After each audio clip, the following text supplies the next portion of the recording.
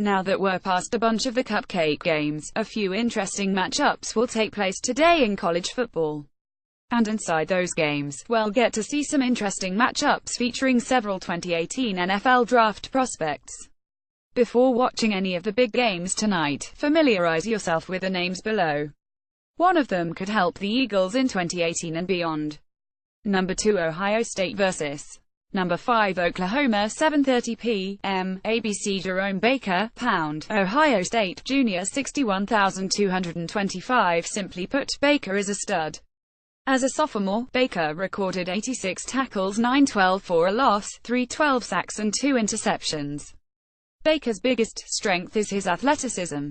He's all over the field and excels in coverage. He's the ideal backer for today's pass-friendly game.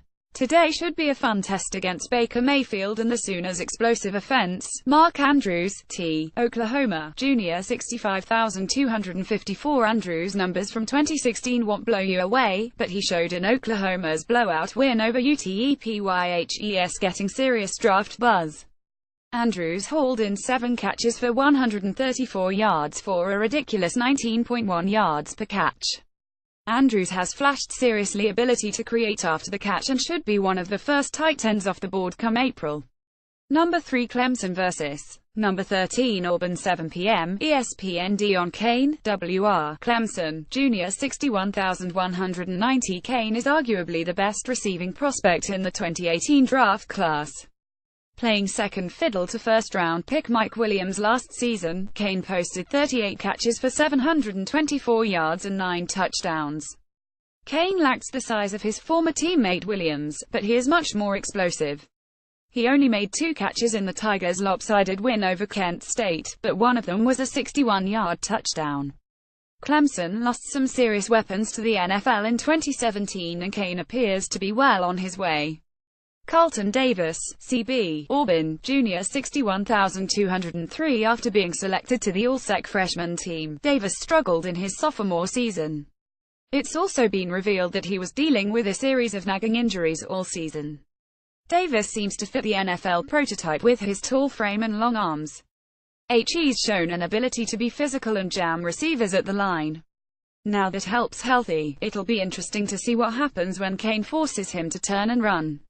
Number 14, Stanford vs. Number 6, USC. 8:30 p.m. Fox. Bryce Love, Jr. RB, Stanford, Jr. 5101960. Okay, so I'm cheating a little bit with this matchup, but it should be a lot of fun to watch these two try to match each other with big plays.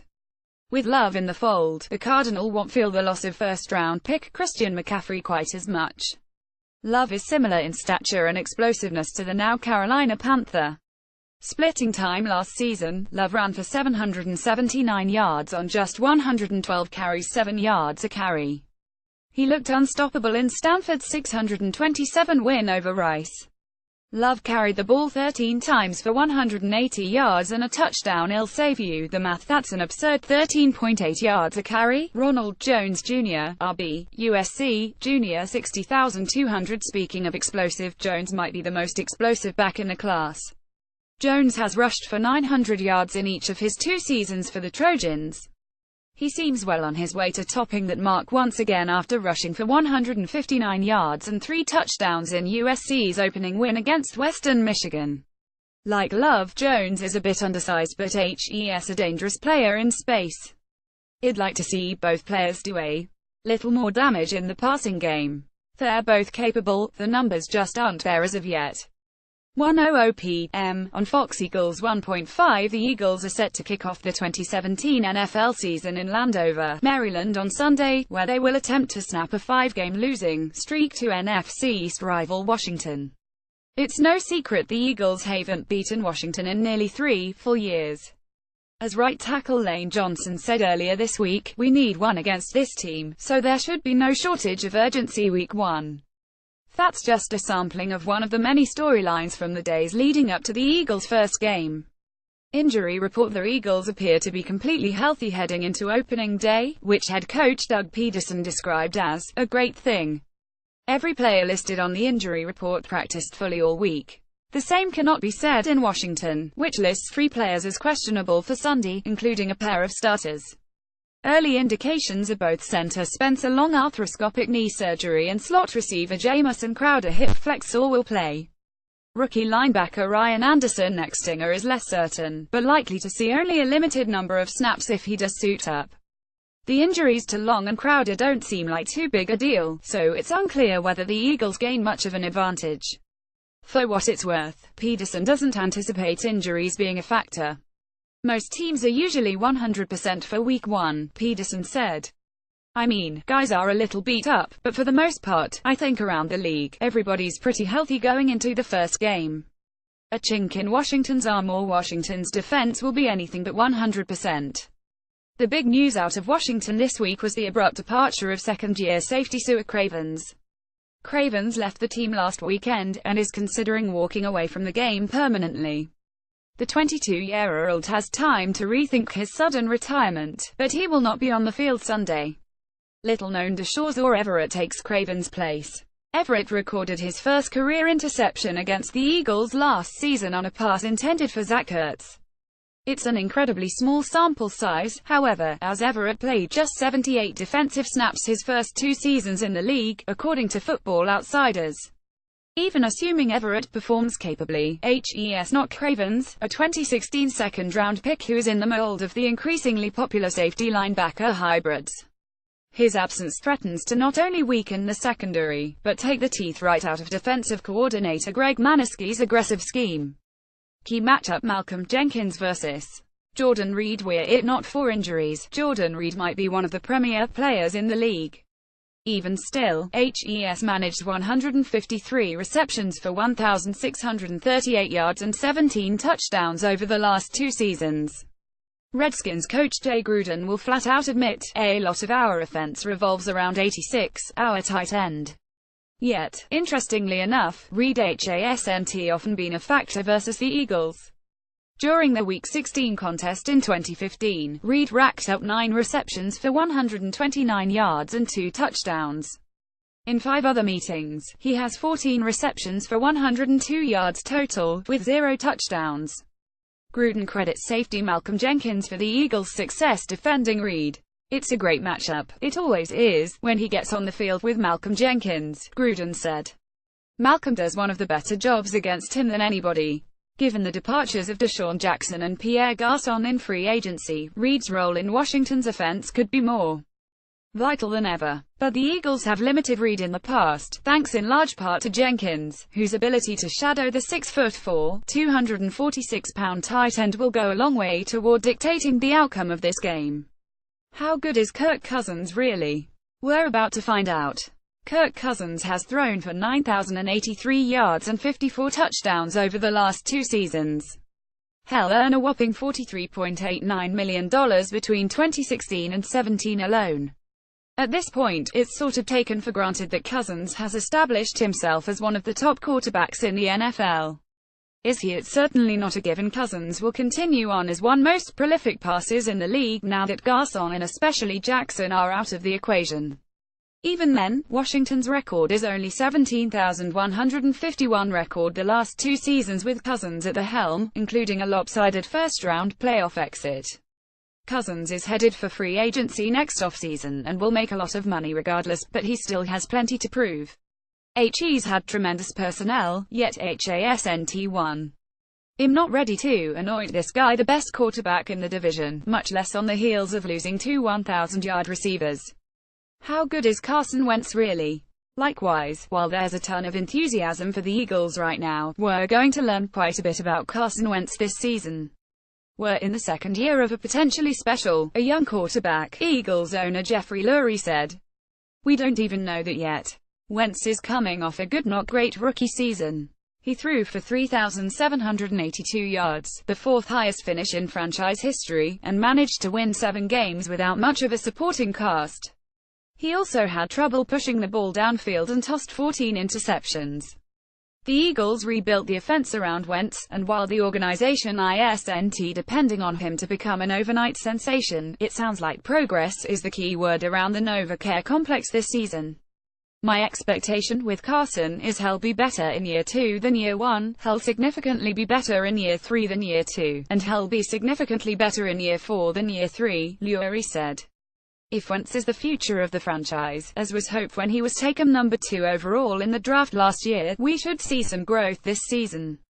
It starts on Sunday in Washington. Ready for some football, the Eagles kick off year 2 under Carson Wentz when they visit the Redskins on Sunday 1 p.m. Fox.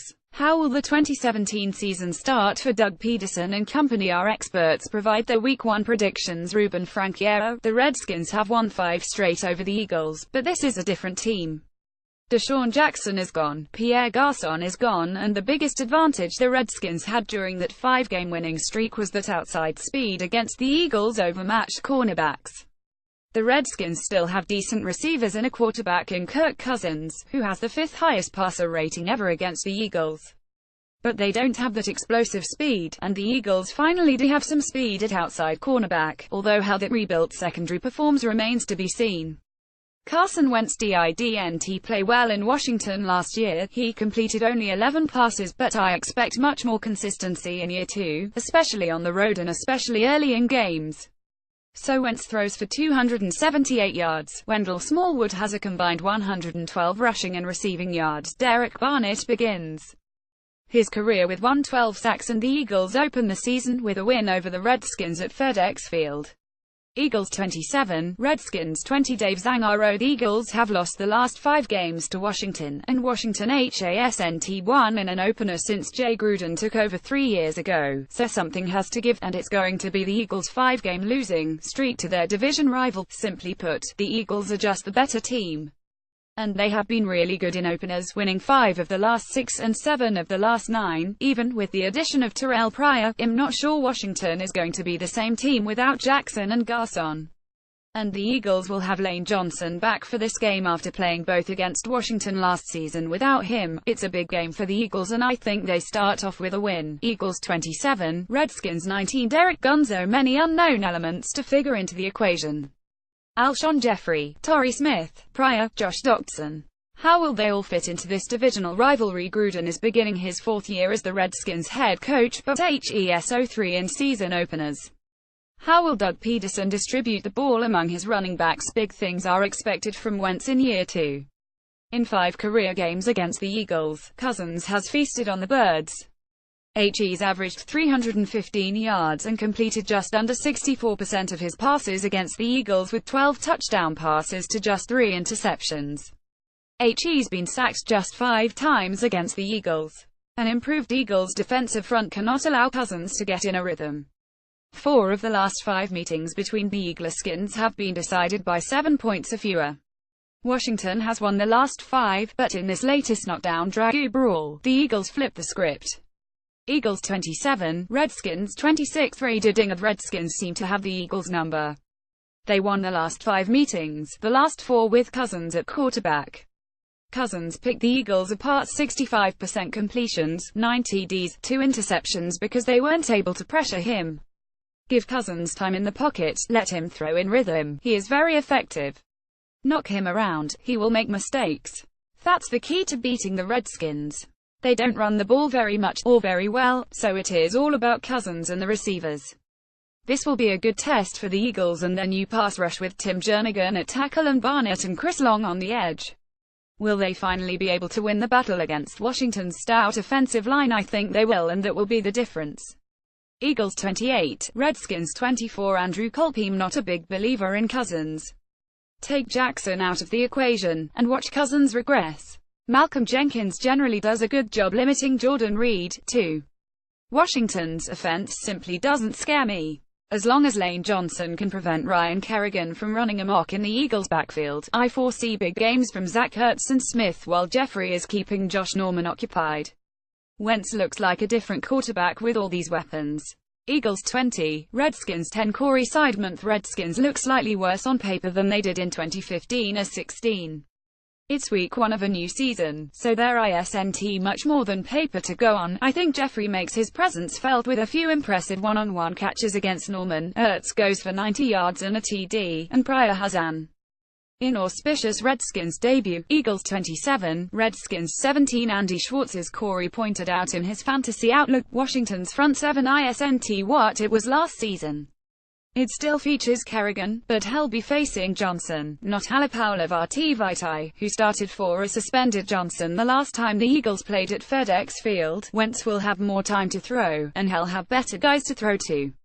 Ronald Darby will contain Pryor, and barring a miraculous return by John Riggins, the Eagles' D should handle the run.